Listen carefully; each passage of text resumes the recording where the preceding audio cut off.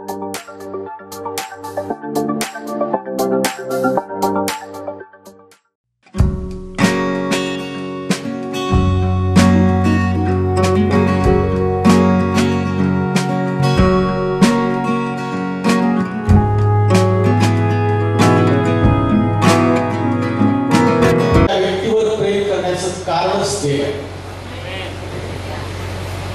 माझ्यामध्ये देव नसता किंवा मी देवाविषयी बोलण्यासाठी जर इथं आलोच नसतो, माझा विषय वेगळा असता, माझं व्यक्तिगत जीवन, राजकारण, पैसा किंवा इतर कोणत्या गोष्टीविषयी जर बोलायला नसतो तर कदाचित तुम्ही मला ऐकायला आले नसता. परंतु तुमचं या ठिकाणामध्ये येण्याचा उद्देशच आहे आम्ही देवाविषयी ऐकावं. आणि का देवाविषयी ऐकायचं, असं कोणतं कारण आहे त्याच्याविषयी ऐकल्यानं आमचा फायदा काय होणार? कोणी व्यक्ती या जगामध्ये फायद्याशिवाय कोणाशी संबंध जोडत नाही. अहो, त्या मुलीचं लग्न केल्यावर सुद्धा सासरी गेल्यावर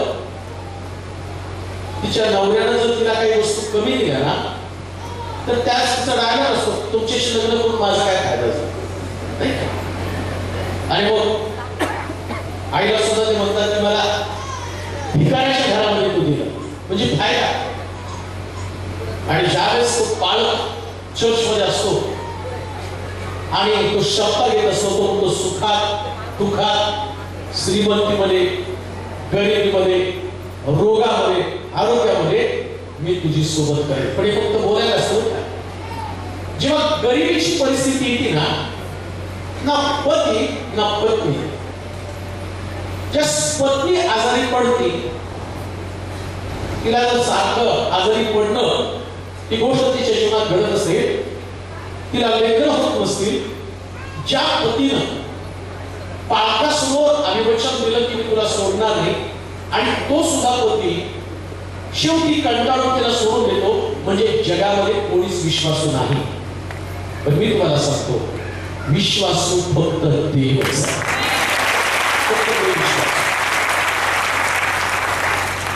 कठीणातल्या कठीण परिस्थितीमध्ये सोबत करणारा तो देव आहे. किती पण कठीण परिस्थिती असो,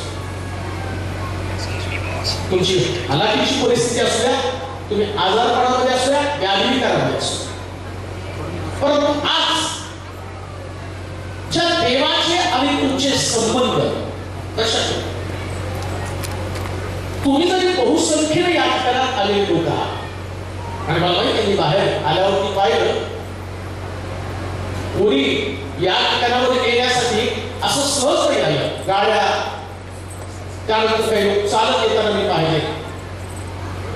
पण आलेल्या सगळ्या लोकांच्या बाबतीमध्ये जाताना सगळे आशीर्वाद नाही घेऊन जातात, काहीच नाही घेऊन जातात. देवामध्ये आणि तुमच्यामध्ये एक नातं निर्माण व्हावं लागतं. दुसऱ्या भाषेमध्ये असं सांगेल, एक श्रीमंत मुलगा आहे, धन संपत्ती पुष्कळ त्याच्याकडे, पण त्याच्या संपत्तीचा भाग सगळ्याच मुलींना नाही मिळाला. आणि तुम्हाला काय दुसरीकडे जगात उदाहरण देऊ. आता सलमान एक पिक्चर करतो, त्याला 200 कोटी मिळतात, पण आमच्या मुली आहेत तर त्या 200 कोटी मध्ये 2000 रुपये सुद्धा त्यांना देणार नाही. का?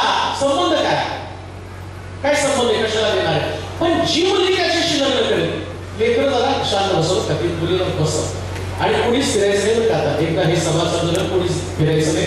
लेकरांचं कौतुक पण आपण बाहेर जाऊन करू. देवाच्या वचनाला फार महत्त्व द्यायचं आहे का? जिचा संबंध तिच्या त्याच्याबरोबर, संबंध फार महत्त्वाचा. जोपर्यंत त्या व्यक्तीशी आमचा संबंध येत नाही तोपर्यंत त्या व्यक्तीच्या संपत्तीशी आमचा संबंध असतात. तसंच देव ज्याविषयी आम्ही आज ऐकण्यासाठी आलेलो आहे, त्याच्याकडे प्रचंड संपत्ती आहे. तो मागा म्हणजे मी मला राष्ट्रीय वक्ता दाखवले. ऐका, अब्राहम ज्यावेळेस म्हातारा झाला, धन संपत्ती त्याच्याकडे होती, जाताना तो देवाला प्रश्न करतो, एवढ्या सगळ्या संपत्तीचा मालक तुम्हाला बनवलास, आज माझ्यासमोर प्रश्न असा आहे, मी निपुत्रिक आहे आणि माझ्या चाकराच्या स्वारी ही संपत्ती मला करावी लागणार. संपत्ती असून सुद्धा वारस नाही. म्हणजे सगळ्या गोष्टी देवाकडे आहेत. 100 वर्षाचा झाल्यावर देवानं त्याला मुलगा दिला. म्हणजे देवाकडे प्रत्येक प्रश्नाचं उत्तर आहे, प्रत्येक प्रश्नाचं. मला चांगलं आठवतं, एक स्त्री तिने मला कॉल केला आणि ती फोनवरती खूप रडत होती. मी तिला विचारलं, तुझ्या रडण्याचं कारण? ती म्हणते की मला ही साक्ष तुम्हाला सांगावी याच्यासाठी मी फोन केला. म्हणजे काय तुझी साक्ष आहे? म्हणजे देव जिवंत आहे. म्हणजे हे तर न्यूज टीव्हीच्या माध्यमातून, युट्यूबच्या माध्यमातून मी हेच सांगत आहे, चर्चमध्ये माझ्या मी हेच सांगत आहे. ती म्हटली मी ऐकलं आणि मी ते अनुभवलं, देव जिवंत आहे. म्हणजे तुझं काय, तुझी माझी ओळख काय? ती म्हटली मी तुम्हाला पाहिलं नाही किंवा तुम्ही मला पाहिलं नाही, पण मी तुम्हाला युट्यूबला पाहिलं. देव जिवंत आहे तुला कसं काय कळलं? म्हणजे 8 वर्ष मी बिछाणावरती पडलेले होते आणि सगळ्या असणाऱ्या डॉक्टरकडनं मी उपचार केले, परंतु त्याला माझ्या शरीरामध्ये जीव घालता आला नाही आणि पैसे मात्र भरपूर खर्च झाले. आणि त्या बेडवरती रोज माझ्या शरीरात दुखणं आहे, हल्लं तरी सगळं शरीर वेदनेमध्ये असायचं, त्रास व्हायचा मला. पण घडलं काय? मी तो संदेश तुमचा देवावरचा विश्वास ठेवा, प्रभूवर विश्वास ठेवल्यानंतर देव आम्हाला त्या स्थितीमधून बाहेर काढतो. हा तुमचा 1.5 तासाचा संदेश मी ऐकला आणि तो ऐकत असताना मी रडत होते आणि रडता रडता माझ्यामध्ये विश्वास आला आणि मी म्हटली की नाही, आता प्रभू मला बरं करणार आहे. आणि तुमच्या संदेशाची शेवटची प्रार्थना चालू असताना मी म्हटलं, प्रभू मी तुझ्यावरती विश्वास ठेवते. आणि ती प्रार्थना चालू असताना देवाच्या वचनाचं सामर्थ्य माझ्या शरीरामध्ये आलं आणि 8 वर्षानंतर मी अख्ख्या घरामध्ये चालत आणि फिरत होते. का?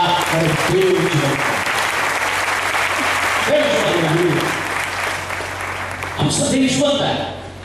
ह्या जिवंत देवाशी तुम्हाला संबंध निर्माण केले पाहिजे. कोणाला कसे संबंध?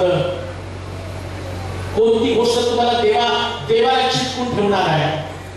कसं देवाला चिटकणार आहात? जसे आले तसे तुम्हाला जायचं, कर्जात आले कर्जातच जायचंय, आजारी आले आजारीच तुम्हाला जायचंय, प्रेग्नन्सी राहत नाही, गर्भाशयामध्ये प्रॉब्लेम आहे, वांसपणा घेऊनच जायचंय, लग्नाची समस्या, व्यापाराची समस्या, शेतीमधली समस्या, या समस्येतून तुम्हाला जायचंय, तर तुम्हाला देवापासून काहीतरी घेऊन जायचं. ऐका, तुमचा आणि माझा समय व्यर्थ जाऊ नये या गोष्टीची आपल्याला खबरदारी घेतली पाहिजे. तुमचा आणि माझा समय फार बहुमान समय आहे, किमती समय आहे. मला सुद्धा एवढ्या लांबून येऊन तुम्हाला काहीतरी सांगून जायचंय किंवा मी इथे येताना काही किंमत नाही ठरवली असावीची, काय तुम्ही मला देणार आहे आणि मग त्या ठिकाणी देतो आणि सभा घेतो, नाही, किंमत नाही ठरवली.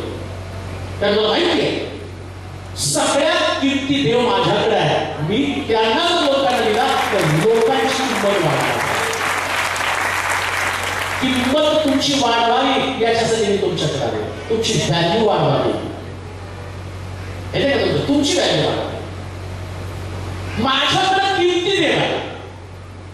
मित्र सुंदर नामी दरवाजाजवळच्या लग्न विकायला काय म्हणतो माहिती का? माझ्याकडे सोनं होतं, पण काय माझ्याकडे येशू जे आहे ते तुला देतो, पण येशूच्या नावाने चालणार. म्हणजे सोन्यापेक्षा मोलवान येशू आमच्याकडे, सगळ्यात मोलवान. म्हणजे एखादा व्यक्ती, एखादी स्त्री ती गळ्यातलं गंठन लोकांना दाखवते. लग्नाला जर जायचं म्हटलं ना, आता मीटिंगला आल्यावर कोण दागिने घालून देत नाही का? एखादा उपदेश झाला तर दागिनाच टाकावं लागलं. लोक हुशार झाले. एखादा उपदेश जोरदार झाला तर गळ्यात टाकावं, मग ते छोटंच केलं. लग्नाला जाताना मोठा दागिना घालून जातात का? आम्ही इतके भारी आहेत. पेत्र हातामध्ये अंगठ्या, गळ्यामध्ये चेन घालून गेला नाही आणि भिकारी त्याच्याकडे पाहिला लागला. याच्या अगोदर चर्चला जाणारे लोक सोनं रूप त्यांना देत होते 100%, कारण पेत्र म्हणतो माझ्याकडे सोनं रूप काही नाही. म्हणजे चर्च मध्ये जाणारे लोक त्यांना सोनं रूप देत होते, परंतु त्याचा भिकारीपणा कोणी घालवला नाही.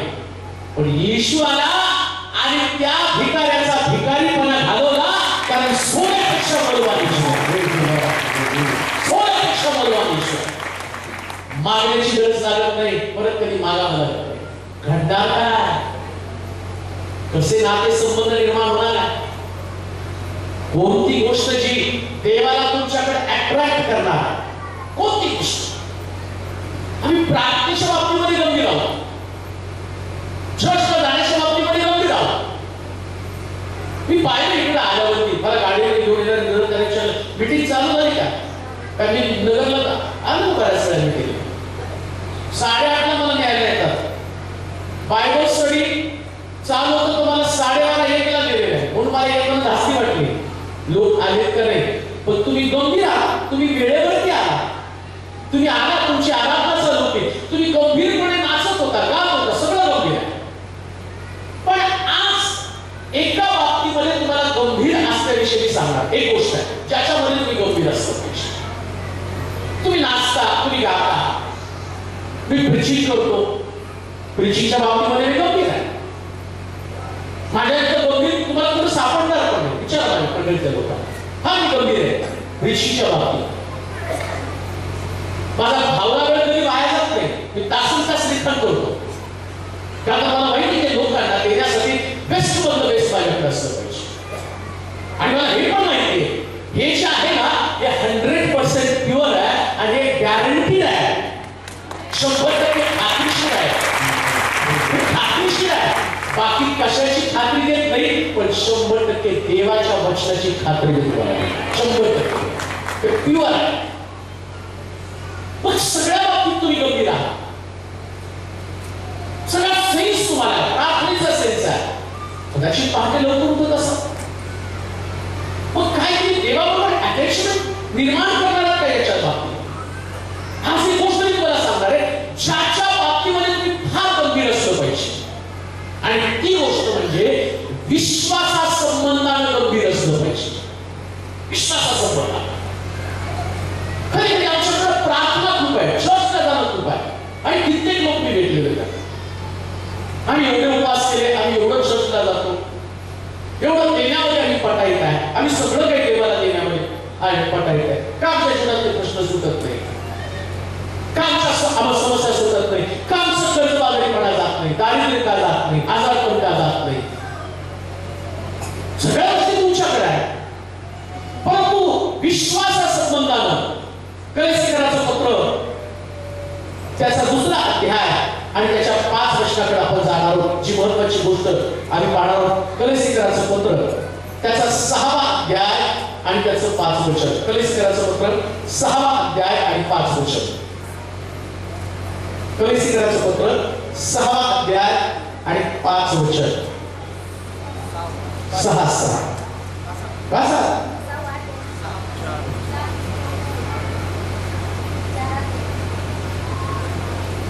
दुसरा अध्याय, सॉरी तुमच्या लाईट पुढे दिसत. हा, दुसरा अध्याय 5 वचन. हा, तरी मी आत्म्यानं तुम्हाजवळ आहे आणि तुमचा व्यवस्थितपणा व ख्रिस्तावरील तुमच्या विश्वासाचा स्थिरपणा पाहत असून आनंद करीत आहे.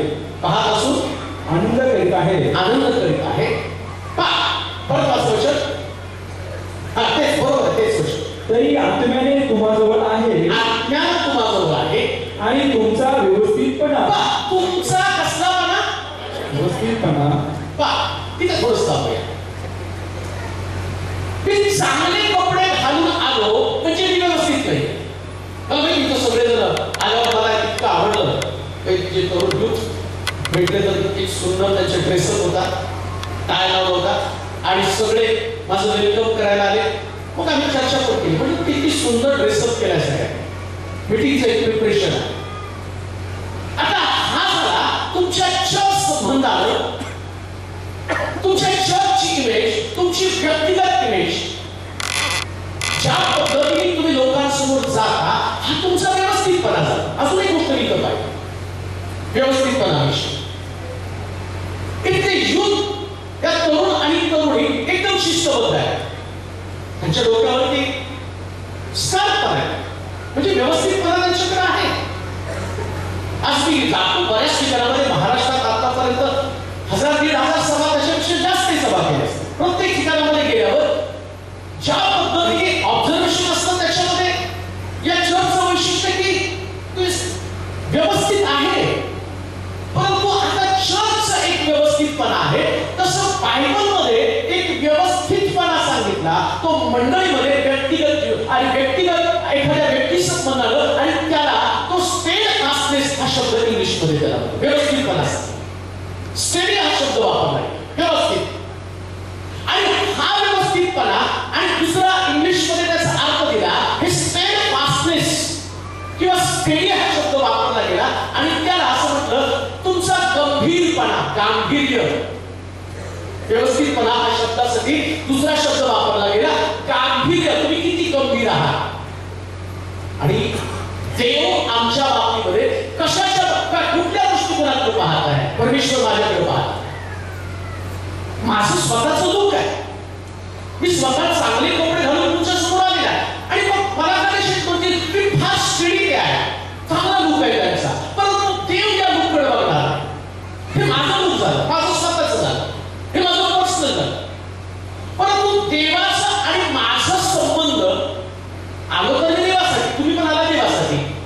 आता देव त्या व्यक्तीकडे पाहताना त्या व्यक्तीमधलं गांभीर्य काय माहिती का, तो तुमच्या विश्वासाच्या बाबतीमध्ये तुम्ही गंभीर असला पाहिजे. कशाच्या बाबतीमध्ये? तुमचा डिसेंटनेस. दुसऱ्या भाषेमध्ये तुम्ही सुंदर कसे दिसत आहात, ज्याच्यानं प्रभू आनंदी होणार आहे, ज्याच्यानं प्रभूशी तुमची जवळीक साधली जाणार. सोप्या भाषेमध्ये तुम्हाला त्याचं उदाहरण देतो. एक मुलगा मुलगी बघायला जातो. आता समजा त्या मुलीला झोपेतनं उठून मुलासमोर उभी केली, करत मग कसं? त्या बापाला म्हणून तुम्हाला काय डोकं आहे का नाही? हे असले तर तिची केस निंचरलेली त्या तोंडावर पाठ. अहो ती मुलगी मुलगा बघायला गेल्यावर म्हणजे पहिले पार्लरला जाते, सगळं खोपून घेतो. मला ती चांगली स्टोरी माहिती आहे. लग्न केलं आणि मग बायकोला घेऊन गेला. इतका खुश, एवढी सुंदर बायको मिळाली, एवढी सुंदर बायको मिळाली. रात्रभर कौतुक करत दिवस उजळला. सकाळी तिने तोंड धुतलं. हा गेला पार्लरमध्ये आणि त्यानं ऍपलचं एक सुंदर मोबाईल गिफ्ट घेऊन तिथं गेला पार्लरमध्ये. पार्लरवाली खूप खुश झाली. म्हटली काय हो, ऍपल बॉक्स केला ऍपलचा. एवढं सुंदर मी तुमच्या बायकोला नटवलं का? हो एवढं तर बघा. आणि तिने उघडला. ऍपलच्या बॉक्स मध्ये नोकिया 3300 ₹200 रुपयाचा. ती म्हणते बॉक्स ऍपलचा आणि आतमध्ये मोबाईल नोकिया 3300. अहो तुमचं पार्सल असंच होतं म्हणलं. असं मेकअप करून ठेवलं. मला वाटलं ऍपल आहे. सकाळी तोंड घुटल्यावर कळलं हे नोकिया 3300 आहे. दिसायला तुम्ही किती पण भारी असा, पण तुमचं लुक फार महत्वाचं आहे. आणि तुम्हाला सांगू का, परमेश्वर एखाद्या व्यक्तीला पाहत असताना त्याचं सौंदर्य काय, तर त्याच्यामधला विश्वास. म्हणून लक्षात ठेवा, तुम्ही प्रार्थनाशील असा, तुम्ही चर्चला रेग्युलर जाणारे असा, तुम्ही शास्त्र वाचन करणारे असा, तुम्ही देवामध्ये पटायत असा, या कोणत्याच गोष्टी देवावरती प्रभाव टाकणार नाही. ऐका, देवावरती जर प्रभाव टाकायचा असेल तर शास्त्रामध्ये लिहिलं विश्वासाशिवाय कोणीच देवाला संतुष्ट करू शकत नाही. म्हणून तुम्ही विश्वासाच्या बाबतीमध्ये गंभीर असा. विश्वासाच्या बाबतीमध्ये सुंदर कसं दिसणार आहे देवाच्या दृष्टिकोनात. देवाचा पुत्र लवकर येणार आणि आज रात्री पण तो आमच्यामध्ये हजर आहे. आणि तुम्हाला सांगू का, या देव आमच्यामध्ये हजर असतो ना तर काहीतरी घडतच हो, काहीतरी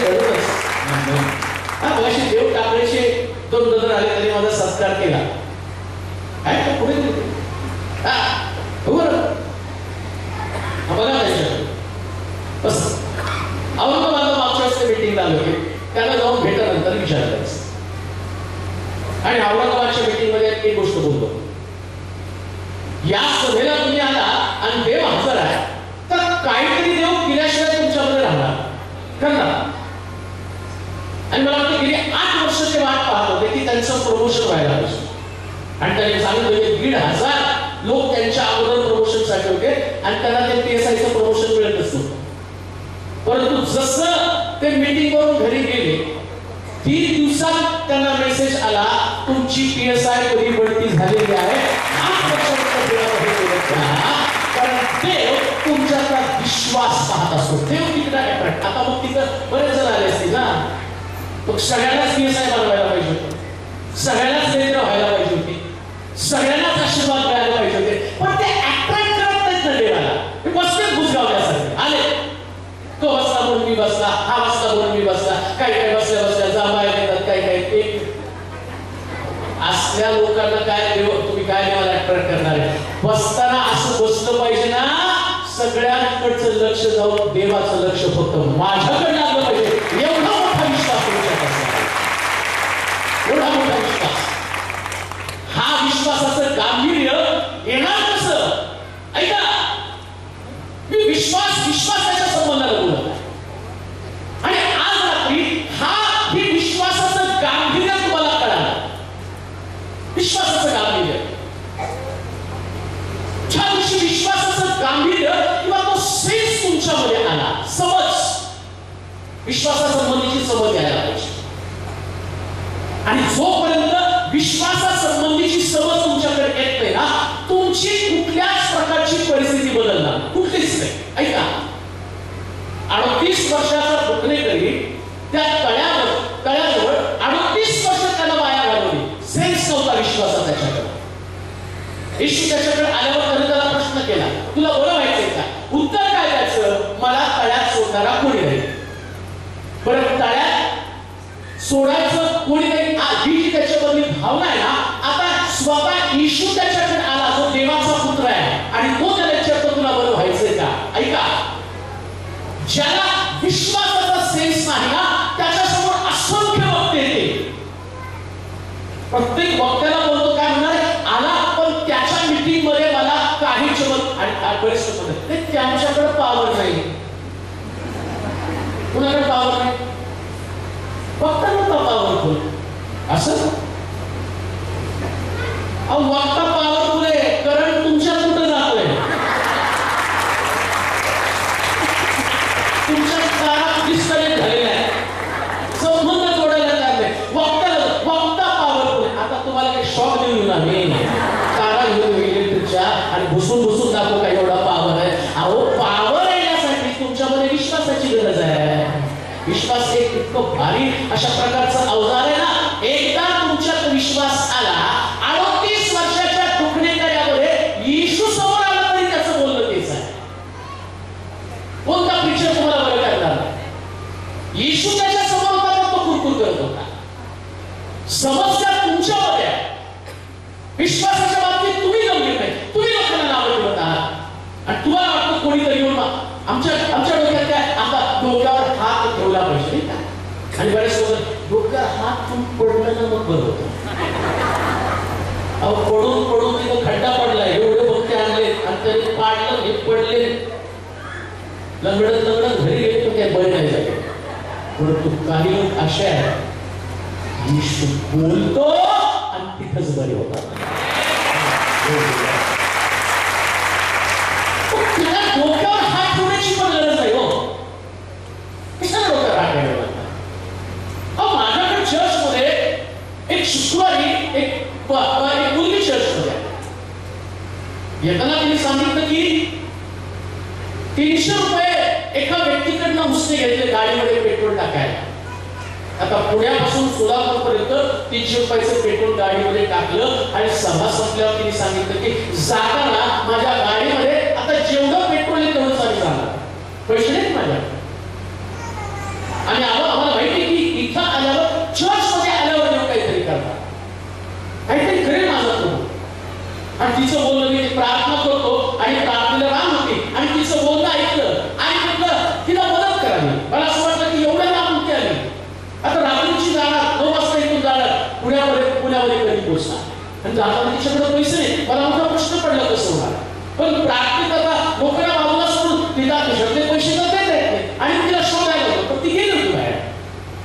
मला वाईट वाटलं, माझं मन नव्हतं प्रार्थना करायला, कसंच लोकांसाठी प्रार्थना करत होतं आणि माझी नजर तिला शोधत होती. ती कशी जाणार, तिच्याकडे पैसे होते आणि ती प्रार्थना करून बाहेर पडली आणि माझ्या प्रार्थना संपल्या आणि तेवढ्यामध्ये ती प्रार्थना आतमध्ये पडत आहे आणि ती म्हणजे बाळासाहेब तुम्हाला सांगितलं ना माझ्याकडे पैसे नव्हते. एका मैत्रिणीकडनं ते इन्शुरन्स व्यवस्था घेतले आणि टू व्हीलर मध्ये एक माझा आणि मित्र आहे त्याच्याबरोबर मी गाडीवरती आले ना. या चर्चमध्ये आल्यावर देव कुठं तरी माझ्यासाठी आर्थिक मार्ग मोकळे करेल असं मला वाटलं होतं आणि मी आले. पण मी तुम्हाला साक्ष सांगण्यासाठी आले, माझ्याकडे पैसे नव्हते. मी बाहेर गेले आणि माझा मोबाईल स्विच ऑफ होता, तो स्विच ऑन केला आणि स्विच ऑन केल्याबरोबर मोबाईल उघडला तर पाहते तर काय, अचानक माझ्या मोबाईलवरती मेसेज आला, तुमच्या खात्यावर 33,000 रुपये जमा झाले. फक्त काय असुराने तिच्या डोळ्यामध्ये काय अनुभवला तुम्ही, कोणती गोष्ट जी तुमच्या जीवनामध्ये खरंच काहीतरी घडवणार आहे, कोणती गोष्ट जी प्रभूला अट्रॅक्ट करणार. हा विश्वासाचा ही गंभीरपणा जर तुमच्यामध्ये आला ना, तुम्ही आहे त्या स्थितीमध्ये राहू शकत नाही राहू शकत. आणि किती काळ आम्ही अशा अवस्थेमध्ये राहणार आहोत, किती काळ आम्ही दरिद्र अवस्थेमध्ये, किती काळ आम्ही पडलेल्या झडलेल्या लाचार अवस्थेमध्ये, हजाराच्या व्याधी कराच्या अवस्थेमध्ये राहणार आहोत. खूप सांगण्यासारख्या गोष्टी आहेत मला. पण तुम्ही निर्माण होणार कसं, काय केल्यानं, हा विश्वासाचं गांभीर्य माझ्यामध्ये येणार आहे. ऐका, आज विश्वासाचं गांभीर्य मी तुम्हाला समजावून सांगा. विश्वास किती गंभीर असला पाहिजे. ज्या दिवशी तुमच्यामध्ये विश्वासाचं गांभीर्य ना, तुमच्या घरातली परिस्थिती बदलून जाणार. तुमचा दारुड्या नवरा याला बदलण्याची ताकद तुमच्या विश्वासात आहे. 100% बदल. एक वचन वाचा, रोमकरांचं पत्र 4था अध्याय आणि त्याची 18 पासून 20 पर्यंतची वचन. रोमकरांचं पत्र 4था अध्याय 18 ते 20 वचन. हा, तशी तुझी संतती होईल, तशी तुझी संतती होईल, या वचनाप्रमाणे त्याने बहुत राष्ट्रांचा बाप व्हावे म्हणून आशेला जागा नसतानाही त्यानं आशेने विश्वास ठेवला. तथापि विश्वासाने दुर्बळ न होता आपले निर्जीव झालेले शरीर व साराच्या गर्भाशयाचे निर्जीवपण ही त्याने लक्षात घेतली. परंतु देवाच्या अभिवचनाकडे पाहून तो अविश्वासामुळे डळमळला नाही. आता तुम्ही विश्वासाच्या बाबतीमध्ये तुम्हाला गंभीर म्हणायचं. ऐका, मला विश्वासाच्या बाबतीत गंभीर म्हणायचं. आजपासून मी ठरवलं नाही, मी विश्वासाच्या बाबतीमध्ये गंभीर असणार, प्रार्थनेच्या बाबतीत खूप गंभीर आहे. तुम्ही प्रार्थना करता आणि दुसऱ्या क्षणाला कळतं की तुमच्याकडे ते नाही आहे, तुमचा विश्वास डळमळतो. मग तुम्ही प्रार्थना बंद करता, तुम्ही चर्चला जायचं बंद करता, तुम्ही आराधना करायचं बंद करता, तुम्ही देवाच्याकडे जे प्रेम तुमचं आहे देवाविषयी ते प्रेम पण करणं बंद करता. का तर तुम्ही म्हणता ते घडलं नाही. आता कसं घडणार आहे? पहिली गोष्ट, तुम्हाला देवाच्या अभिवचनावर विश्वास असला पाहिजे. अभिवचन म्हणजे हे पवित्र शास्त्र, हे अभिवचनाचं पुस्तक आहे. हे पवित्र शास्त्र जे तुमच्या समोर मी मांडत आहे, या वचनावर तुमचा विश्वास असला पाहिजे. काय अभिवचन तुम्हाला दिलेली आहे? येशूला बसल्या माराच्या फटक्याने मला हे अभिवचन दिले. मग तुम्हाला आता समजा तुमच्याकडे अशा प्रकारचा विकार आहे, अशा प्रकारची व्याधी आहे की ती व्याधी डॉक्टर सांगतो की तुम्ही याच्यातून वाचू शकणार नाही. आता तुमच्या विश्वासाच्या बाबतीत तुम्ही गंभीर असल्यावर काय बोललं पाहिजे? डॉक्टर सांगितलं तुमच्या किडन्या फेल आहे, तुम्ही मरणार. डॉक्टर बरोबर, साऱ्याचा गर्भाशय बंद आहे म्हणजे तिला डॉक्टरने सांगितलेलं आहे आता तुला मूल होणार आहे आणि इकडे देव काय म्हणतो मी तुला मूल देणार आहे. ऐका, डॉक्टर सांगतो ते बरोबर. अजून एक गोष्ट तुम्हाला सांगतो, दावीद रानामध्ये मेंढरं चारत असताना देवानं शमूएलला सांगितलं इशायाच्या घरामध्ये जा आणि त्याच्या एका मुलाला मी राजा करणार. इकडे शमूएल ईशाच्या घरामध्ये आला. ईशाने आपली 7 मुलं रांगेने त्याच्यासमोर उभी केली आणि मग 7 मुलं आल्यावर तिकडं पहिल्या मुलाकडे जातो आणि तो उंचा पुरा देखना पर्सनॅलिटी खूप छान आणि तेवढ्यात तो म्हणतो देवा याला राजा करू का. तो म्हटलं नाही याला नाही करायचं. मग दुसऱ्याकडे तो पण छान एकदम दिसायला सुंदर. तो म्हटलं देवा याच्याविषयी तुझ्या मनात असं. तो म्हटलं हे पण 1 2 3 4 5 6 7 सगळे नाकारले. ते म्हणतो याचा एक पण नाही. मग त्याने ईशाला विचारलं अजून एखादा मुलगा तुझा कोण आहे का. कोणता आहे पण तो रानात पेटत जातो. तो राजा होण्याच्या लायक नाहीये. ऐका लायकी नसताना सुद्धा माझी लायकी आहे हा जो विश्वास आहे तो विश्वास तुम्हाला राजपद मिळवून देतं. शिक्षण मी तुमच्या समोर आहे. मी प्रीचिंग करतो. तुम्हाला या शाळेमध्ये सगळ्यात शेवटच्या वाकड्यावर मी बसत होतो आणि ते पण खाली मान घालायचं एकदम.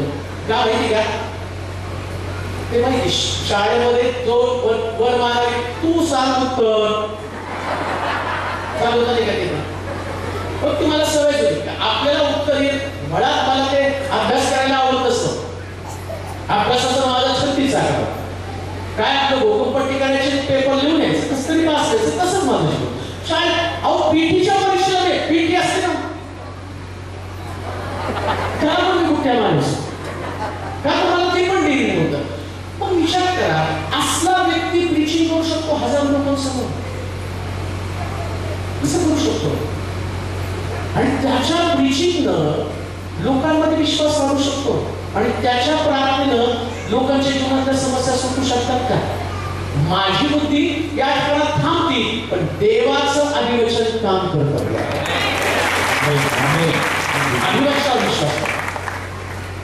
मी अधिवचन जर सांगितलं मी म्हणतो या मुलाला देवाचं अधिवचन आहे त्याच्यासाठी देव तुला उत्तम सेवक करणार आहे. उत्तर बसलाय त्याच्यावर काय देणार. मग इथं सगळे लोक काय विचारतात या हा कसं काय देवाचा सेवक होऊ शकतो. देवाचा सेवक होण्यासाठी क्वालिटीची गरज नाहीये. ऐका बघा अधिवचनाची गरज आहे. देव क्वालिटी असणाऱ्या लोकांना. मग आता जर समजा क्वालिटीच पाहिजे होती ना मग ईशाच्या 7 मुलांमध्ये क्वालिटी होती. दाविदामध्ये कुठली क्वालिटी होती. तो तर वेगळं सांगणार आहे त्याच्यात काय क्वालिटी. पण परमेश्वर त्याला बोला मी तुलाच इस्रायलाचा राजा बनवणार. म्हणून लक्षात ठेवा ज्या प्रभूचं अधिवचन तुमच्याकडे येतं ना सारेचं गर्भाशय बंद झालं. तिथं असं लिहिलं आता ती म्हातारी स्वतः सारा म्हणती मी जखम म्हातारी झाली मला कसा मुलगा मिळणार आहे. ऐका विश्वासाच्या बाबतीमध्ये गंभीर असणाऱ्या लोकांचं म्हणतात कधी कधी तुमच्या घरातील परिस्थिती तुम्हाला सांगते नाही होऊ शकत हे. तुमची नातेवाईक तुम्हाला सांगतील 10 वयाच्या खोलीतच तुम्ही मरणार आहे. तुझा बाप दारू द्या तुमचं खानदान दारू तुमचं खानदान आणि सगळं भिकारी आहे आणि ते तुम्ही भिकारपणातच मरणार आहे. हा लोकांचा शब्द आहे. आणि देवाचा शब्द काय मी तुला पूछ नव्हे मी तुला मस्तक करेन. हे अधिवचन आहे. हे अधिवचन मी तुला पूछ नव्हे. मग समजा तुम्ही लोकांचे शब्द ऐकले नाही आता आमचं चांगलं होणार नाही आमचे वडील दारू पिऊन बरेच लोक नाटक बोलतात हे काय शिकणार आहे. त्याचा बाप शाळा सोडून पळून आला. त्याचा बाप दारू पिऊन गटारामध्ये पडत होता. याचं काय असणार आहे. यांना आम्ही भाकर दिल्याशिवाय यांचं घर चालत नाही. हे सगळे शब्द प्रभू बदलून टाकणार आहे.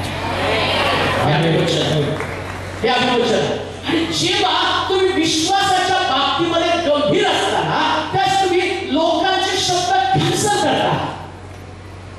प्रत्येक शब्द जो तुमच्याविषयी तुमच्या घराविषयी तुमच्या शेताविषयी तुमच्या एज्युकेशन विषयी तुमच्या नोकरीविषयी तुमच्या मिनिस्ट्रीविषयी कोणी बोलला असेल. ऐका एक सेवक म्हणून मला आठवतं की माझ्या जीवनातला एक टप्पा होता. एका टप्प्यामध्ये मला बरेच लोक पहिल्यापासून सोलापूरमध्ये होते त्यांना माहिती.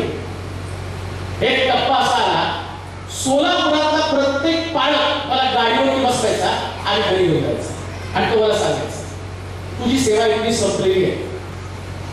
एक सुद्धा नाही ज्याला बायबल घालता येत नव्हतं तो सेवक सुद्धा मला घरी घेऊन जायचा सांगायचा तुझी सेवा संपलेली आहे. आता तू एक तर ठिकाण बदल नाहीतर तुझी मिनिस्ट्री बंद करू का. सगळ्यांनी सांगितलं मला आणि मी रडत होतो. आणि माझं चर्च रिकामं झालं होतं, सगळं चर्च रिकामं झालं होतं. फार ठराविक लोक माझ्या चर्चमध्ये राहिले होते. खूप मोठं चर्च, भरपूर चर्च भरलेलं होतं. पण तो टप्पा, ज्या टप्प्यानं मला तोडून टाकलं, सगळं मला तोडलं त्यानं. लोक सगळं नकारात्मक बोलत होते. अशा टप्प्यामध्ये मी अडकलो आणि प्रत्येक जण मला सांगत होतं तुझं सगळं संपलेलं आहे. पण तेव्हा देव माझ्याशी बोलत होता. मला त्याच्या अगोदरच देवानं 97 सालामध्ये एक वचन दिलं होतं आणि त्या वचनामध्ये त्याने मला सांगितलं होतं की पहा, तुझ्या तारुण्यातल्या दिवसाचा तुला विसर पडेल. आणि त्यानं असं मला सांगितलं होतं की तुझे आणि तुझी मुलं जे आणि अनेक लोकांना शिक्षण देतील.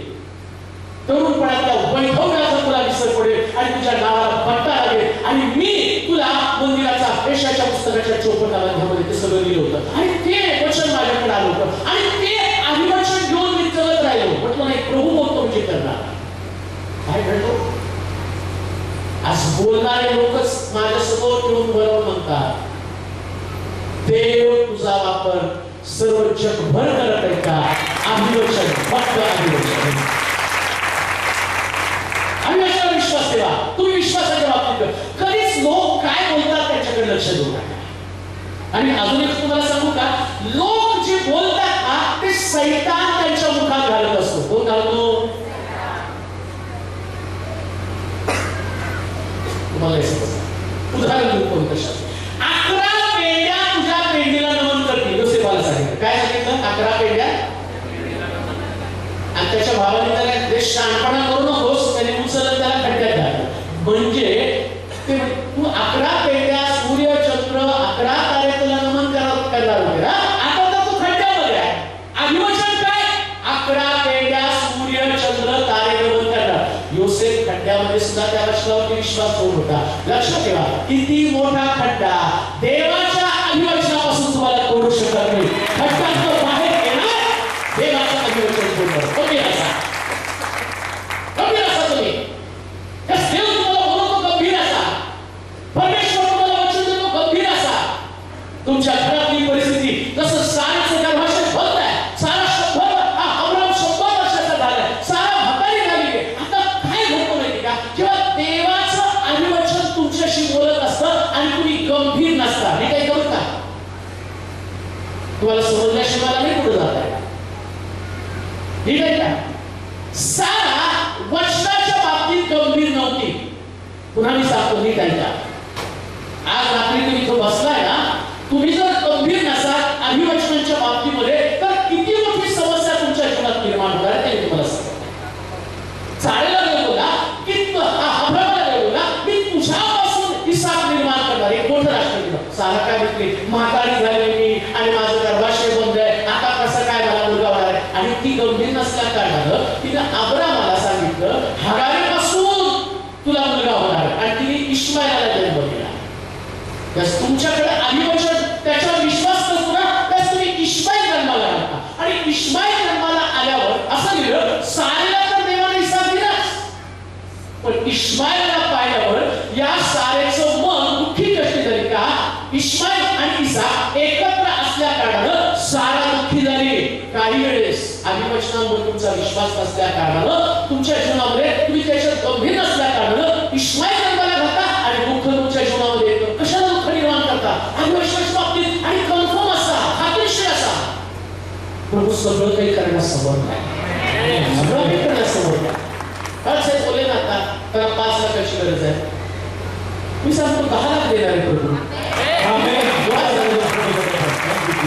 5 लाखाचा काय विचार करता? 5 लाखाचा काय विचार करता?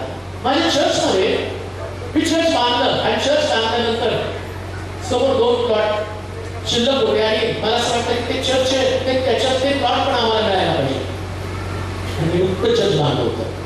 आणि चर्च बांधल्यावरती सारखं वाटायचं हे 2 प्लॉट पण मिळायला पाहिजे. पण चर्च बांधून गेल्यावर ना माझ्याकडे पैसे मी कर्ज फेडत होतो, कर्ज केलं होतं चर्च बांधायला पण आणि मग ते फेडत होतं. पण सारखं वाटायचं रोडवरचे ते 2 प्लॉट पण आपल्याला रस्त्यावरचे प्लॉट आहे तुमच्यासाठी सांगत पडायचं. ते 2 प्लॉट होते ते पण होते ते आम्हाला ते पाहिजे. मग मी तुम्हाला अभिवचन देऊन जातो ना जाता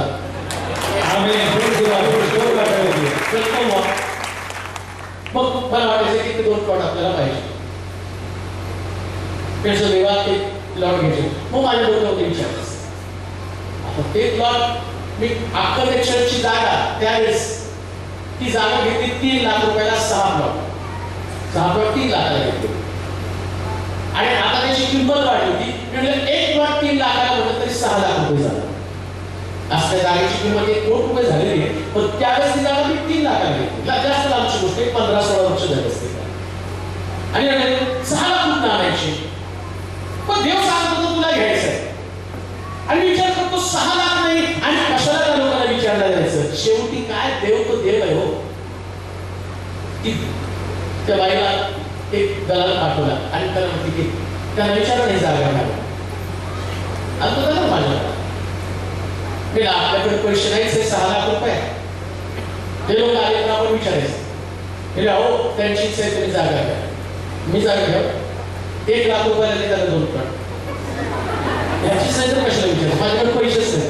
1 लाख पण नव्हते माझ्याकडे कशाला 6 लाखाची जागा 1 लाखाला कशाला देणार आहे म्हणून विचारलं काय 1 लाखाला देता का होतं केलं अहो मॅडम ते होतं 1 लाख हा म्हणतो देते. मग मी गेलो तुझ्याकडे तिच्याशी बैठक करायला फादर तुम्ही वेळ आहे म्हटलं का अहो तुम्ही 80ला दिली असेल तरी मी घेतली असेल म्हटलं का अहो तुमची जागा एवढी कॉस्ट नाही हो तुम्हाला माहित नाही म्हटले मी जिथं सत्संगाला जाते ना त्याच त्या लोकांनी सांगितलं ज्यावेळेस ख्रिस्ती लोक त्यांच्या चर्चमध्ये एकत्र जमतात ना त्या जगाची सगळ्यात मोठी शक्ती तिथे उतरते. त्यामुळे ज्यावेळेस तुम्हाला मदत करायची असेल ना तर पहिल्यांदा ख्रिस्ती लोकांना मदत करा. ती मदत सोडू नका. म्हणजे भारत रोज त्या तिथं खडक्याजवळ थांबत होते आणि मी तुमच्या देवाला प्रार्थना करत होते फादरच्या मनात ती माझी जागा घ्यावी असं काम कर. मी प्रार्थना करतो ती जागा घ्यावी आणि ती प्रार्थना करतो ती फादरच्या मनात काम कर. अहो म्हणजे फादर तुम्ही 1 लाख 80ला मागितली तर दिली असती का कारण तुमचा देव किती भारी फक्त मला माहिती आहे.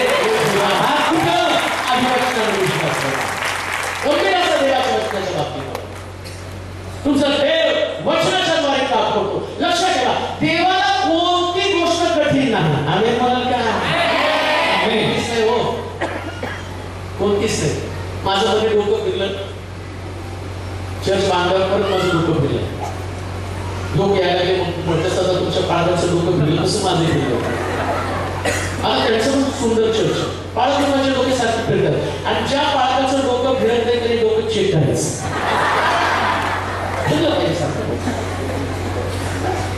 माझं डोकं फिरलंय. मी त्याला म्हटलं अरे एवढं सुंदर बघ का असं ह्याच्यापेक्षा सुंदर शेड आम्ही राहायला बांधलं होतं. मला वाटतं 4.5-5 लाख रुपये खर्च केले त्याला शेडला. बाहेर पण आम्ही ते मस्त असले पेवर्स वगैरे लावले आणि त्याला 4-5 लाख रुपये खर्च केले आणि सुंदर शेड टाकलं त्याच्यामध्ये पॅन बसवले सगळं केलं आणि ते बघून माझं डोकं फिरलं. नाही म्हटलं पाडून हे आहे चर्च आणि आपण वर बांधायचं AC चर्च बांधायचं.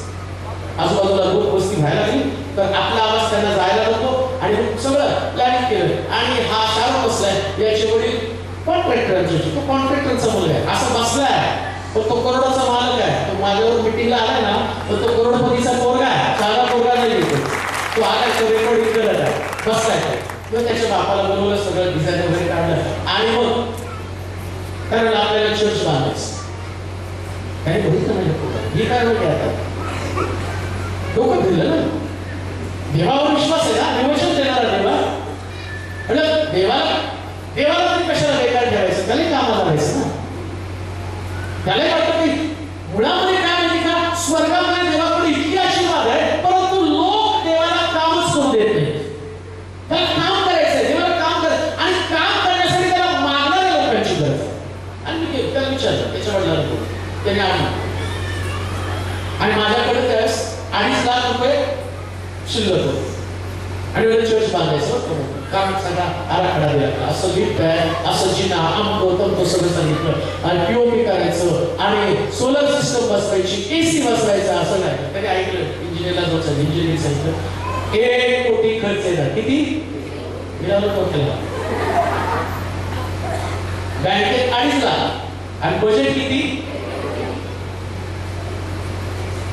आणि मग चाललं 2-2.5 लाखाचे 10 लाख झाले. आणि तिथे दिसे एक कोटीचं चर्च नाही होऊ शकत, एवढं कुठं महाग असतं. नाही एवढं नाही खर्च, एवढं नाही खर्च. पण देव म्हणतो तुम्ही, अरे माझा विवेचन आहे ना, तू बांधायचं तुझ्या डोक्यात आलं नाही. मी पुरवठा करून मी देणारा देव आहे हे तुझ्या डोक्यात येण्यासाठी जगाला दाखवण्याचं देव तुला करायचं. जगाला दिसलं पाहिजे की देव आहे, जगाला दिसलं पाहिजे देव श्रीमंत आहे, जगाला विश्वास ठेवला पाहिजे देव पुरवठा करतात. आणि मग सगळं प्लॅन बिन आपलं काम चालू केलं. तुम्हाला विश्वास असला ना, 2.5 लाखामध्ये काम सुरू केलं. आतापर्यंत माझ्या खात्यावरती वेगवेगळ्या लोकांनी जवळजवळ 80 लाख रुपये उपलब्ध करून दिले आणि त्याच्या पलीकडे जाऊन तुम्हाला सांगतो मी, नुसतं तेवढंच नाही, मला माहितीये देव याच्यापेक्षा अधिक देणार आहे. आणि परत जर तुम्ही मला बोलवलं इथं तर त्याची साक्ष मी तुम्हाला सांगणार आहे. यावे देव जेव्हा जायला माय प्रोव्हायडर, तो पुरवठा करणारा देव आहे. तेच अभिवचन पासून पहिल्यांदा सांगतो, तुम्ही ठरवतात त्याच्यापेक्षा देव मोठं देणार आहे. अभिवचनाच्या बाबतीत गंभीर असतं. आणि लक्षात घ्या, तुम्हाला तुमच्याकडे काय आहे बघितलं की तुमचा विश्वास सारे जण करणार बंद. कसं विश्वास ते तुम्ही हाताळायचं. असं पहिल्या बाबतीत माझ्याकडे 5 लाख रुपये कुठून येणार? गरीब लोक आहे, येणारे लोक गरीब आहे, कसं काय येणार ते? आपण देवाला माहिती ना कुठल्या माशाच्या पोटामध्ये जाऊन नाही. काही तुला सांगितलं ना, गळटा माशाच्या पोटामध्ये मग ते सांगते कुठला मासा गळाला येणार आहे. आम्ही गळ टाकताच कसं म्हणणार आहे आता पैसे, अरे गळ टाकून बघ, त्यांनी गळ टाकलास. आता कोणाच्या पोटात किती नाणी ते माहित नाही, नाणी नक्की येणारच आहे. देवच आहे. कशा पद्धतीने देव आहे. माझ्याकडे मागच्या काही दिवसामध्ये एक सिस्टर आला, आफ्रिकेवरून आल्या. त्यांच्या मुलाचं डेडिकेशन केलं. डेडिकेशन करून ते गेले, पण त्यांनी चर्चसाठी मला 30,000 पाठवले. आणि आता चर्चचं काम कप्प्यात पुढे पुढे अचानक देवाने त्याला सांगितलं अजून 1 लाख रुपये दे, अजून 1 लाख रुपये. म्हणजे प्रभूला देताना मर्यादा नाही, अभिवचन येते.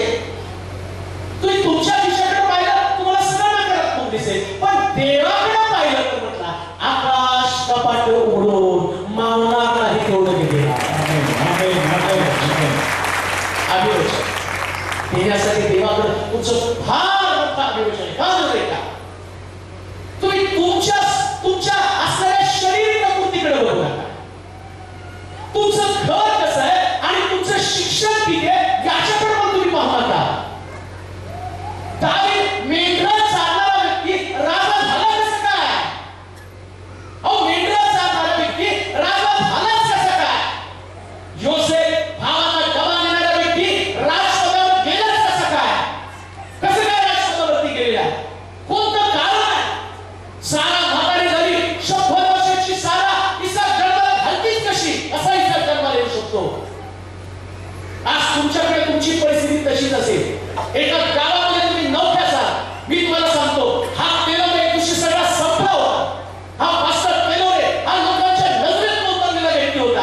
आज महाराष्ट्र त्याला ऐकतो कसं काय? कारण अभिवचन होतं, मी तुझ्याद्वारे लोकांना माझा प्रभू आणि प्रकट करेल. लक्षात ठेवा, जे तुम्ही दिसता ते तुम्ही नाही.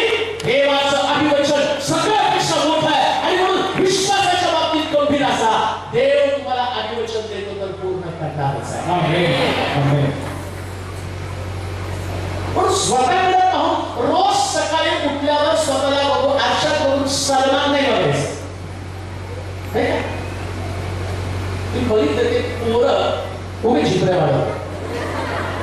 असते तर काळे काळे केले पण इकडे एक बट तिकडे एक बट. का तर ते उठल्या त्याला आरशात बघून त्याला वाटतं सन्मान.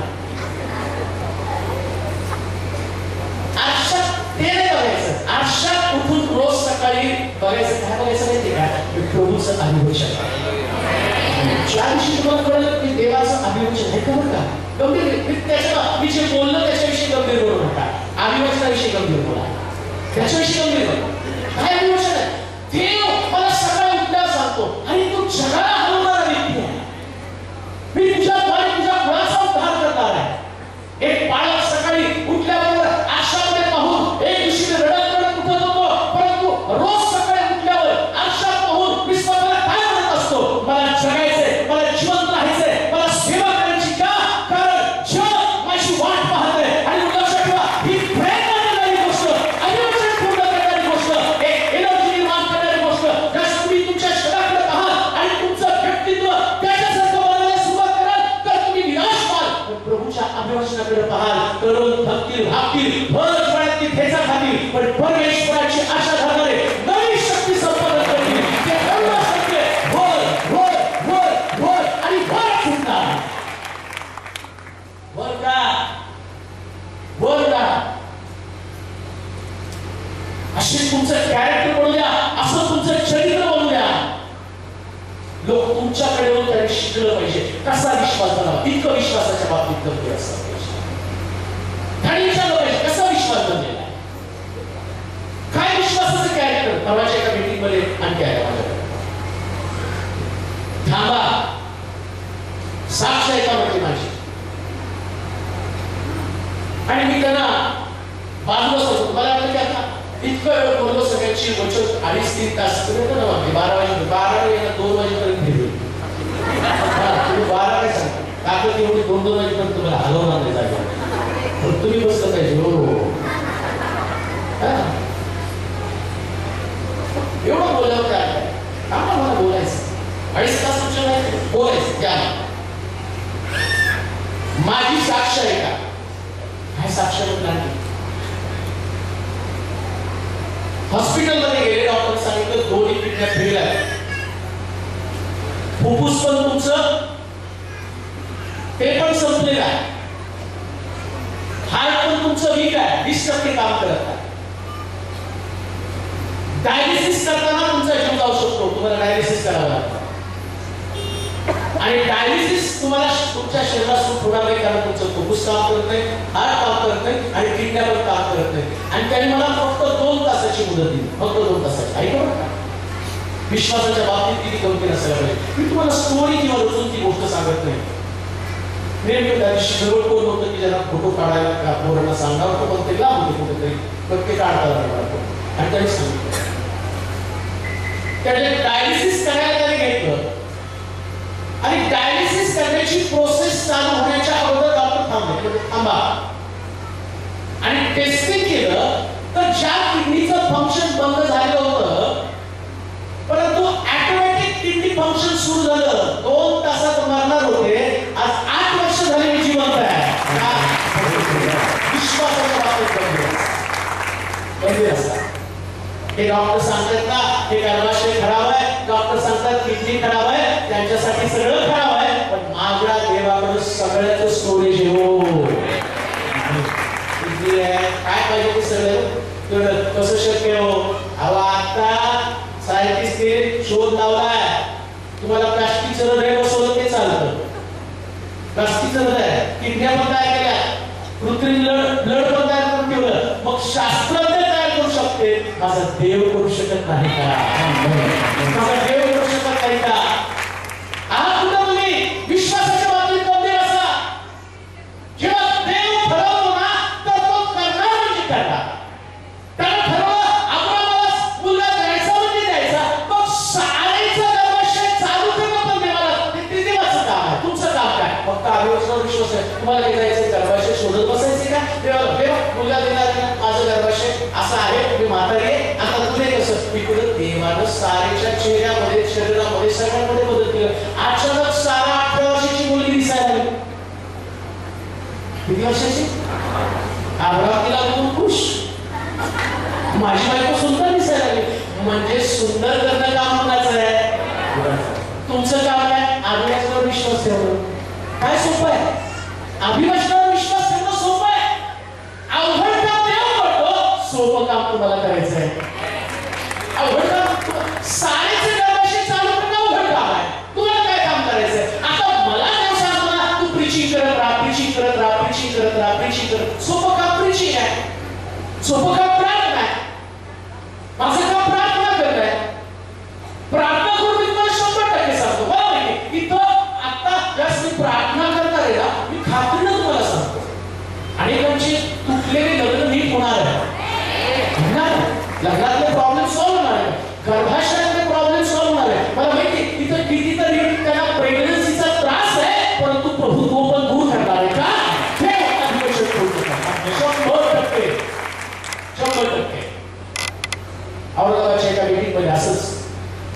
गेलो काय आणि त्या मीटिंग मध्ये प्रीचिंग करत होतो. प्रीचिंग करता करता देवा मला 4 वर्ष एक जोडपं स्ट्रगल करत लेकरू होत नाही त्यांना.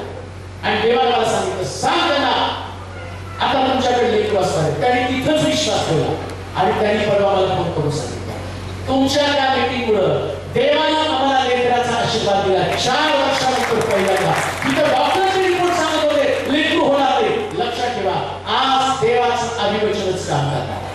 अभिवचनावर विश्वास ठेवा. परमेश्वराचं अभिवचन त्याच्या बाबतीत गंभीर असा असं ते वचन सुनायला. तथापि विश्वासाने दुर्बळ न होता आपले निर्जीव झालेले शरीर आपलं निर्जीव झालेलं शरीर व सारा हिच्या गर्भाशयाची निर्जीवपण ही त्याने लक्षात घेतली. परंतु देवाच्या अभिवचनाकडे पाहून तो अविश्वासामुळे डळमळला नाही. लक्षात घ्या, तुम्ही कोणत्याही परिस्थितीमध्ये डळमळू नका. तुम्हाला काही गोष्टी डळमळीत करतात.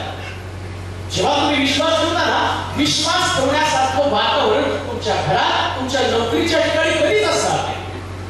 हा विश्वास इतकं सोपी गोष्ट नाही जी तुम्हाला वाटतं की चला मी विश्वास ठेवूया.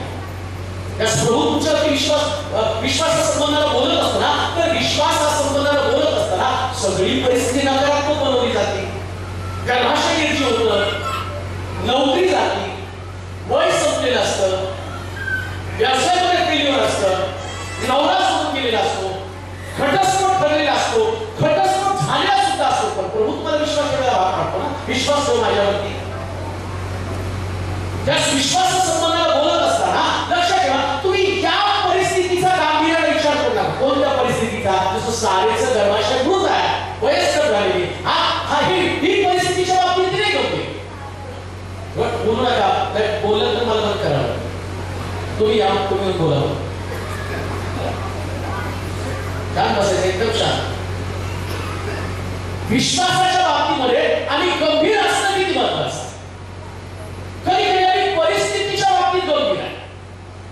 मला नोकरी लागणार नाही, माझं लग्न होणार नाही, माझ्या मुलाचं चांगलं होणार नाही, त्याचं शिक्षण कमी आहे, त्याला गव्हर्नमेंट नोकरी लागणारच नाही, प्रमोशन होणारच नाही, दुष्काळ पडला शेतामध्ये पीक येणारच नाही. हे प्रश्न तुमचे नाही.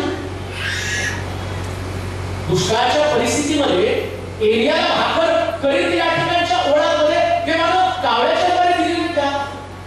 विधवेच्या घरामध्ये शेवटची भाकर असताना 3.5 वर्ष तिच्या घरामध्ये कसा काय पुरवठा आला?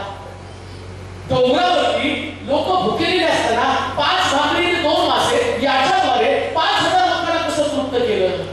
अहो, गंभीर त्याच्या बाबतीमध्ये असताना लोक उपाशी आहेत, किती दिवस उपाशी आहेत, हा गंभीरपणा विचार करण्याचा विषय नाहीच आहे. आम्ही त्याचा विचार करतो, सारेचा विचार करतो की म्हातारी झाली. तुम्ही तुमच्या वयाचा विचार करता, एवढं वर्षानंतर माझं कसं लग्न होईल? अहो, लग्न करणं देवाच्या हातामध्ये आहे. आणि एक गोष्ट तुम्हाला सांगू का, सबर का फल भगवान मीठा देतात.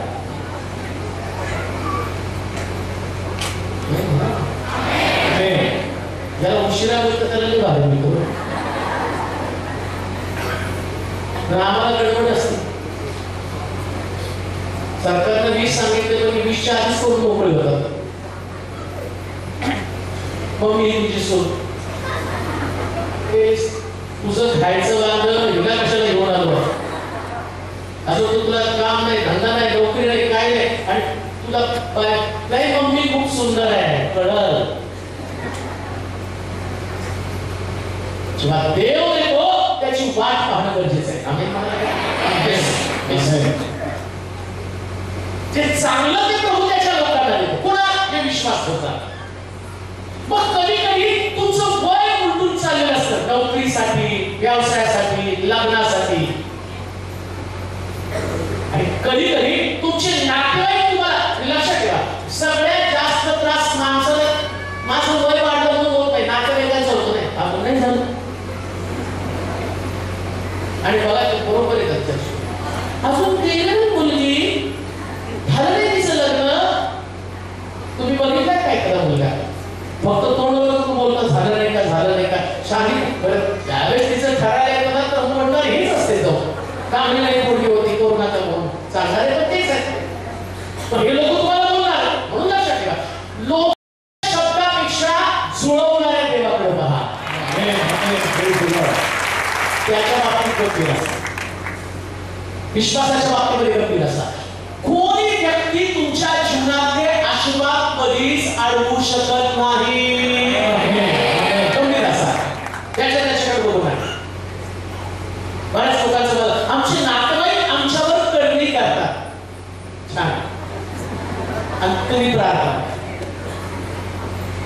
पण तुमचे नातेवाईक करणी करतात तर देव हाताची घडी घालून स्वर्गात बसलाय, चला हे करणी करा आम्ही आता करणी करू. आणि जिवंत देवाची लेकरं आहात. गणना 23:30 मध्ये सांगितलं, याकोबावर काही मंत्र तंत्र चालत नाही, इस्रायलावर काही शक्तिविद्या चालत नाही. हे वचन आहे, याच्यावर विश्वास करा. पण त्या नातेवाईकांमध्ये ताकद आहे देवाच्या पुढे जाण्याची, कोणावरच नाही द्या. म्हणून लक्षात ठेवा, जे तुम्हाला बोलणार आहेत ना, एक दिवशी तेच येऊन तुम्हाला सलाम करणार. ते बायबलमध्ये सांगतो मी तिकडे चालतंय. ज्या योसेफाला त्यांनी खड्ड्यात घातलं, ती भावंड योसेफाकडे येऊन काय म्हणतात, अरे आम्ही तुला मारण्याचा प्रयत्न केला, खड्ड्यात टाकलं, अरे आम्ही तुझे गुलाम आहोत, तू आमचा स्वामी आहे. लक्षात ठेवा, जे तुम्हाला आज खड्ड्यात घालतील, एक दिवशी ते तुम्हाला सलाम करणार आहे. या गोष्टीवर विश्वास ठेवा, कारण तुमचा देव हे ठेवण्यासाठी समर्थ आहे. तुमचा देव हे करण्यासाठी समर्थ आहे. तुमचा देव हे करणार करणार करणार करणार करणार आणि करणार. हे फक्त देवामध्ये ताकद आहे. म्हणून आधीपासून विश्वास करा. मला माहिती आहे की कित्येक तरुणांच्या जीवनामध्ये फार मोठ्या साक्षी घडल्या आहेत.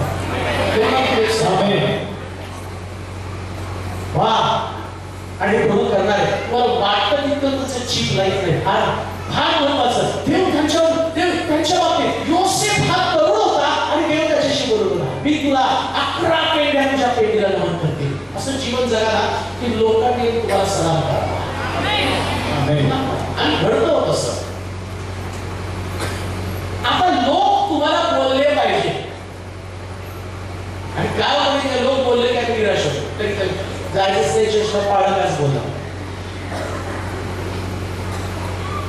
असे बरोबर त्याने आम्हाला बघून काहीतरी घुसघुस करतो आणि काय काय म्हणतात काहीतरी तोड दिलं, त्यांचं तोड आहे पाय तिकडे फिरत नाही त्यांचं मोठा. आता काय त्याने तुम्हाला असं तो समोर ठेवायचं, या छान आहे, खूप सुंदर आहे, कोण त्याला. अहो एक दिवशी तुम्ही स्टेजवर याल, त्यास तुम्ही इकडे तिकडे फिराल, त्यास त्यांची मान तुमच्या दिशेने फिरेल. हे प्रभू करणार आहे. हात तिथं त्याला ते करू द्या, तोंड करू द्या, नाक मोडू द्या.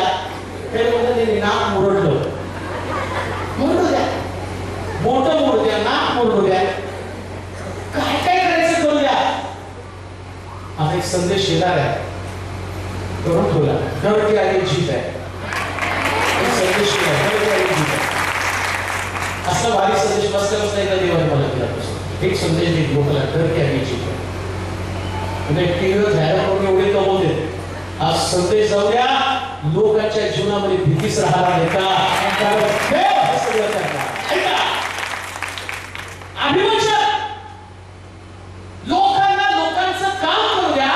देव अभिवचनाच्या द्वारे तुमच्या जीवनात काम करणार आहे. लोकांना लोकांचं काम करू द्या. मग त्याच्यासाठी कधी कधी पाळा पण तुम्हाला अर्पण करणार. तुम्हाला आठवतं का, हन्ना परमेश्वराच्या मंदिरामध्ये रडत होती आणि देवाला तिला शोभन द्यायचा होता. त्या याजक तिला काय म्हणला, बाई दारू पिली का? म्हणजे तिला कोणी टोमणा मारला, याजकानं मारला का नाही? म्हणजे कधी कधी मी पण तुमच्यासाठी अर्पण करणार आहे, अभिवचन पूर्ण करणार देव आहे. अभिवचन पूर्ण करणार देव आहे. म्हणून विश्वासाच्या बाबतीत गंभीर असताना पाळकाचा शब्द पण गंभीरपणे घेऊ नका. आम्ही म्हणत का जोरात आम्ही म्हणावं. आमच्याकडचे लोक तुमचे तिकडचेच आहेत, आमच्याकडचे लोक या चर्चेने त्याच्याकडे जाऊ, पॅसेंजर बदलू, डब्बा बदलू, मग त्या डब्यात थोड्या वेळी चले फुटाले मला, त्या डब्यात मग तेच पॅसेंजर आहेत आणि ते तोच टीसी काय वेगळा नसणार आहे. तिथे तुम्हाला तोच अनुभव असणार आहे, पण तुमचा अभिवश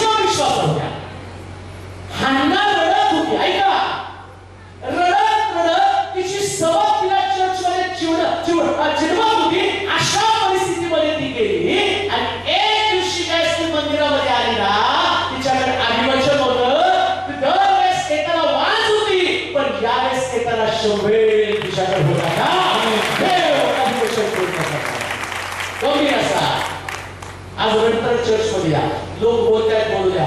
कोणी तुमच्याशी चांगला विचार करत असेल, कोणी तुमच्यावर टीका करत असेल, कोणाचं मत तुमच्याशी चांगलं नसेल, तुमची परिस्थिती गंभीर असेल, परंतु आज मी तुम्हाला सांगतो तुमचं भेद तुमची स्थिती बदलणार, तुमचं भेद तुमची स्थिती बदलणार, 100% परिस्थिती बदलणारा देव, अभिवचन देणारा देव तुम्हाला सांगतो की गर्भाशय निर्जीव असताना सुद्धा त्या साऱ्यानं अब्रामानं गर्भाशयाचा विचार केला नाही, बाकीचा विचार करू नका. तुमचं एज्युकेशन किती आहे याचा पण विचार करू नका. ऐका बघा, वेळ फार कमी आहे, 12:15 झाले, थोडक्यामध्ये संपवतो. एकच मुद्दा सांगितला, जवळजवळ त्याच्यामध्ये 5 मुद्दे आहेत, परंतु एकाच मुद्द्यावरती संपवावं लागणार आहे. जाता जाता तुमचं शिक्षण त्याचा विचार करा. ऐका, ते अभिवचन देतो आणि ते काम करतो. माझा मोठा भाऊ तो 1 नंबरचा गुंड होता. चरस गांजा विकायचा, मारामाऱ्या करायचा आणि शाळेमध्ये त्याला त्याच्यासाठीच काढला 8वी मधून. का तर त्या शिपायाला बिल्डिंगवर खाली गेली.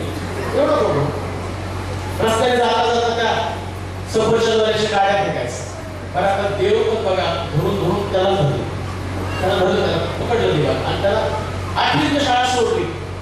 मग अशा कंपनीत कामाला लागला की जे रबराची फॅक्टरी, आणि 12 तास त्या रबराच्या फॅक्टरीवरती ती 700 बनत असताना रबर आणि संपूर्ण शरीर त्याचं जळायचं. पण तो प्रभूमध्ये आल्यावर एवढा प्रार्थनाशील बनला की रात्री 1-2 यायचा, पहाटे 4 वाजेपर्यंत गुडघ्यावर आईवर वाचायचा, प्रार्थना करायचा आणि पगार ते 1000-1500 त्याला पगार होता आणि असंच त्याचं जीवन चालतं.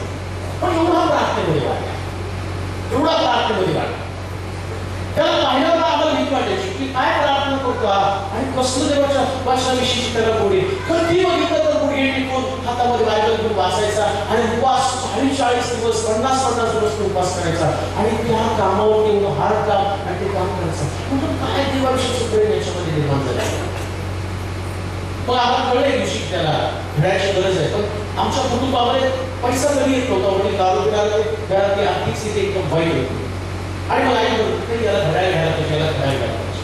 आणि आमच्या घरामध्ये ती चर्चा, तर शिकणारे आम्ही 4 जण होतो घरामध्ये, ते शिकणारे काही त्याला शक्यच नव्हतं ते. पण असंच एका मीटिंगला आणि मीटिंगमध्ये गेल्यावरती रस्कॉट नावाचे एक फार मोठे वक्ते त्या ठिकाणामध्ये आले आणि मग आम्ही सगळेजण त्याला प्रेझेंट करायला. आणि मी माझा मोठा भाऊ पुढे, त्याने मला देवामध्ये आणलं, तो भक्तो पुढं आणि सगळे लोक गेल्या. ते ट्रस्टवर जवळ गेले आणि ट्रस्टवरती त्याच्या हातामध्ये हात दिला आणि हातामध्ये हात दिल्याबरोबर त्या व्यक्तीने स्वतःच्या हातात घड्याळ काढलं आणि त्याने सांगितलं देवाने मला सांगितले घड्याळ पुढे द्यायचं. विश्वास झालो. या व्यक्तीला कसं माहिती होतं याला घड्याळ द्यायचं आहे. देव डायरेक्ट गणेशन सांगू शकतो माझ्या भावाचं शिक्षण हा एवढा मोठा फॉरेनर, एवढा मोठा व्यक्ती आणि त्यांना आपल्या हातात घड्याळ पाडून यायला दिलं. मला कळलं देव आपल्या सगळ्या गरजा भागू शकतो आणि जास्त विश्वासामध्ये आला. मग तो काम करत असताना अचानक त्याला गव्हर्नमेंटचा कॉल, इन्कम टॅक्स, आणि तो गेला. लोक म्हटले की नाही त्यांना त्यावेळेस 20,000 रुपये, त्याला पगारच 1,000 होता आणि 20,000 त्याला द्यावं लागतील. पण म्हणजे 40,000 द्यावं लागतील, त्याचं सिलेक्शन व्हायला. आणि मग त्या साहेब लोकांनी त्याला बोलवलं इंटरव्ह्यू. त्यानंतर तुला काय ते सांग. त्यांना नोकरी द्यायचीच नव्हती, पैसे खायचे होते. तुला काय मला काय आहे, मग सिनेमाचं गाणं, नाही सिनेमाचं गाणं आहे, मला देवाचं. मला ठीक आहे का, कोणतं गाणं गाणार आहे, गातो. मग गाणं गाणं किस काम केलं, किस काम केलं, अरे सोचले पगले ईश्वर को द्या. आणि त्या गाण्याने त्या साहेबाचं मन एवढं चेंज झालं. त्या साहेबांनी त्याला अपॉइंटमेंट एकच दिलं, गव्हर्नमेंटची नोकरी, इन्कम टॅक्सची नोकरी, 8वी पास व्यक्तीला देवाला दिली.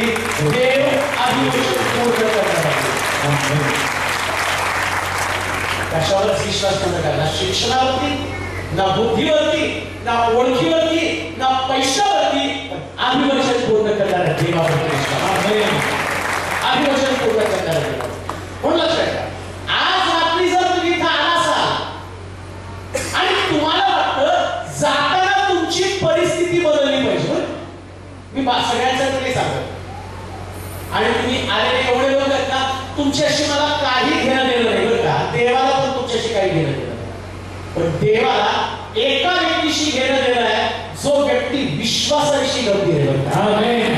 विश्वासाशी, जो विश्वासाच्या बाबतीमध्ये खूप सेन्सिटिव्ह आहे, खूप गंभीर आहे. एक वचन वाचून चालेल का? एक वचन वाचून चालेल? चालतंय का? नक्की सांगा, आवाज कमी येतो. छान. करंटीकराचं दुसरं पत्र 4 अध्याय 13 वचन. करंटीकराचं दुसरं पत्र 4 अध्याय 13 वचन.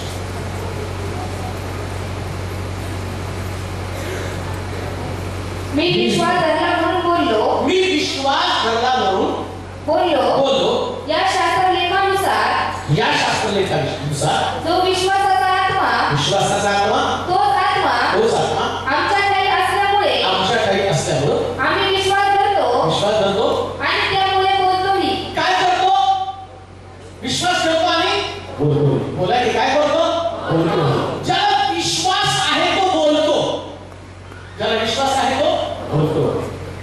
बोलता का नाही? पेपर लिहिल्यावर घरी आल्यावर आई विचार, बाबा कसं होणार आहे? तो बहुतेक मी पास होईल म्हणजे होणार. पण काही लेकर घरी आल्यावर म्हणतात 90 उत्तर गेलेले. का तर त्यांनी लिहिलंय तसं ना. कसं लक्षात घ्या. आज रात्री विश्वासाविषयी मी बोललोय. काही लोकांचं 35% आहे.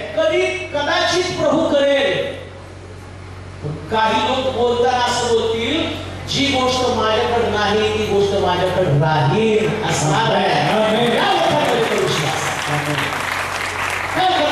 ज्याच्यामध्ये विश्वासाच्या बाबतीमध्ये गंभीर असणारे लोक बोलायला सुरुवात करतात. तुम्हाला काय नेमकं काय प्रॉब्लेम आहे का? तुम्हाला जे पाहिजे ते तुम्ही बोललं पाहिजे बरं का. आता आमची प्रार्थना काय असते माहिती का? तेव्हा तुला जे वाटतं ते तुम्हाला दे. तुला काय वाटतं? मुलगा दे, मुलगी दे. आणि कधी देवाने अर्धी भाकर दिली तरी मी समाधानी होतो. ते अर्ध्याच भाकरीच्या लागेल अर्धी भाकर देवा. आणि आम्हाला शिकवलं मला चांगलं वाटतं. माझी पंचमी आमच्या आईची आईची. आता त्यावेळेचे लोक ते माझ्या मावशीला बघायला, त्या मावशीला बघायला त्या नवऱ्याला सांगायला, बाबा तिला एक टाइम का वेळ जेवण द्यायचं. त्याने ते एवढंच पकडलं. आणि लग्न झाल्यावर ती मावशीच्या काकाला भांडायची, तुझ्या आजीने सांगितलं एक टाइम जेवण द्यायचं म्हणून. आमचे संस्कार काय विश्वास नसल्या कारणानं आम्हाला नेहमी वाटतं आम्हाला अर्धी भाकर मिळाली तरी पुरेशी झाली. प्रभूला काय प्रार्थना शिकवली? आमची अर्धी भाकर सांगितली का? पण प्रॉब्लेम काय माहिती का?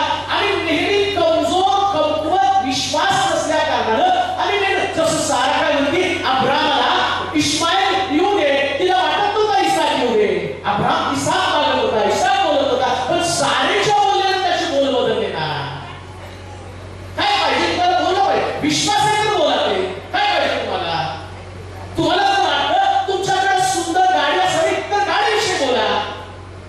अहो ज्यास माझ्याकडं सायकल नव्हती त्यास मी बोलत होतो, तेव्हा मला सायकल, आता मी नवीन शिकलो होतो सायकल, तेव्हा विश्वासाने बोलायला पाहिजे.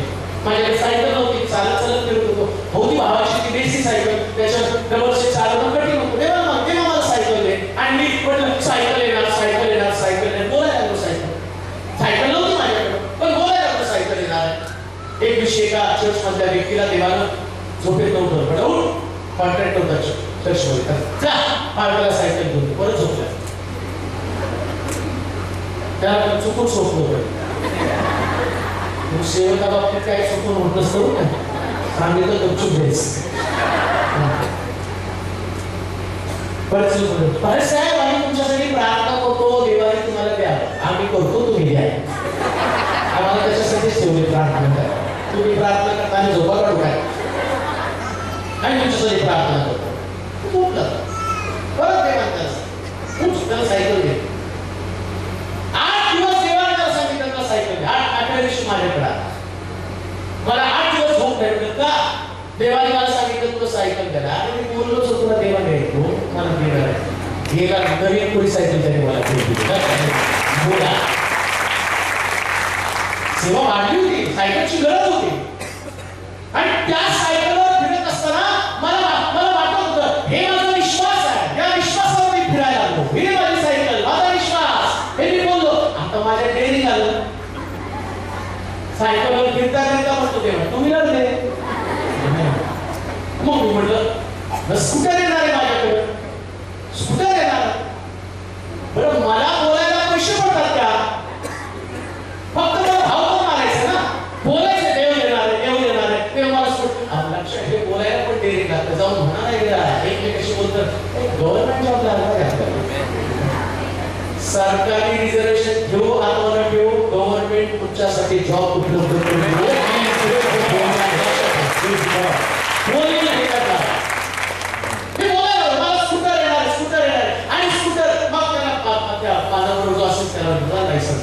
गाडी काय नंतर आणि तिकडं त्याला लायसन्स काढलं, सगळी तजवीज केली आणि इकडे ज्याला सायकल दिली त्याला देवाला परत राखतो. देवाचं काम बरोबर करतो, कुणाला उठवायचं कुणाला झोपायचं ते काय काम करतो. त्याला उठ त्याला स्कूटर घेऊ, हात लावला, सायकल घेऊन दिली, मला स्कूटर घ्यायला होतो का? अरे तुलाच आशीर्वाद तुला पाहिजे ना, घेऊन दे. महिनाभर त्यांनी काही हालचाल केलीच नाही आणि इकडे मी असं असतं स्कूटर आली आहे आता लक्ष चला तुम्हाला स्कूटर घ्यायची म्हणजे काय उठवलं का देवाने सुटलं. लक्षात ठेवा तुमचे शब्द लोकांच्या झोपा बुडवतील जितकं तुमच्या आशीर्वाद ज्याच्यामध्ये विश्वास आहे त्याने ते बोललं पाहिजे. लक्षात ठेवा कधी कधी तुमच्या बोलण्यानं आशीर्वाद आणले जातात. तुम्ही बोलायचं तिकडं आपण इसाकाला घेऊन त्या बोरे डोंगरावरती अर्पण करण्यासाठी जात होता, त्यावेळेस इसाकाने त्याला विचारलं बाबा अर्पणाचा पशु कुठे, यज्ञ पशु कुठे? तो म्हटला देव पाहून गेले. हे बोलला तो वेदीवरती इसाक अर्पण होणार आहे हे वास्तव सत्य आहे, पण अर्पण येणार आहे हा त्याचा विश्वास आहे, यज्ञ पशु येणार आहे हा त्याचा विश्वास आहे. आणि तो बोलला. आता विचार करा इथं यज्ञ पशुच्या जागी इसाकाला अर्पण करत आहे, त्याच्यासमोर यज्ञ पशु दिसत नाही, त्याच्यासमोर दिसतं फक्त अर्पणाची जागा आणि स्वतः इसाक अर्पण. अब्राम सुरा टाकता टाकता बोलत आहे देव पाहून दे. आता गळ्यापर्यंत सुरा आला, देव पाहून दे म्हणत असताना सुरा गळ्यावरती आघात करणार तेवढ्यात आवाज आला अब्रामा हातावर तिकडून एडकावर येत आहे, अर्पणाचा एडका सुरपामध्ये अडकलेला आहे. आज तुमचे आशीर्वाद तुमच्या बोलण्याच्या द्वारे सुरपात अडकलेले आज रात्री मोकळे होणार आहे. हे तुम्हाला दिसणार आहे, हे तुम्हाला बोलावे लागणार आहे. लोक बोलतील आणि त्यांचे आशीर्वाद मोकळे होतील. विश्वासाच्या बाबतीत गंभीर राहा, विश्वासाच्या बाबतीत गंभीर राहा. आज रात्री फक्त बोला, जाता जाता तुमच्याकडे आशीर्वाद असतात. बोललं पाहिजे. हो देवाला बोलणारे आवडतात. म्हणून लक्षात काय पाहिजे तुम्हाला? तुमच्या नवऱ्याची दारू सुद्धा मिळतात, जाताना बोलत जायचं माझा नवरा आजपासून दारू पिला. बोला काय ठीक नका हो. विश्वासाच्या बाबतीत गंभीर राहा. तुम्ही नोकरीला जास्त गंभीर राहा. कशाच्या बाबतीत गंभीर असलं पाहिजे? विश्वासाचं बोललं पाहिजे. काय बोलायचंय? लेखू नाही हो. जाताना तुम्ही पोटात हात ठेवून म्हणायचं माझ्या पोटात आजपासून गर्भ असणार आहे. आमेन. बोलायला सुरुवात करा. आमेन. नोकरी नाही, जाताना बोललं पाहिजे एक दिवशी माझ्या घरामध्ये नोकरीचा कॉल येऊन पडणार आहे. लग्न नाही, विचार करा प्रभू असं बोलायला सुरुवात करा की तुमचं लग्न जुळून सगळ्यात सुंदर नवरा तुमचाच असणार आहे. येताना त्याच्या तोंडावर मिठीला येताना रुमाल घालून ना एवढा सुंदर नवरा एवढी सुंदर बायको तुमच्याकडे असणार आहे. बोलायला काय तुमच्या बापाचं जातं का? विश्वास आहे ना तुम्हाला. काय नुसतं बोलायचं तर ना असं नका म्हणून देवा काळा रंगाचा नवरा दे.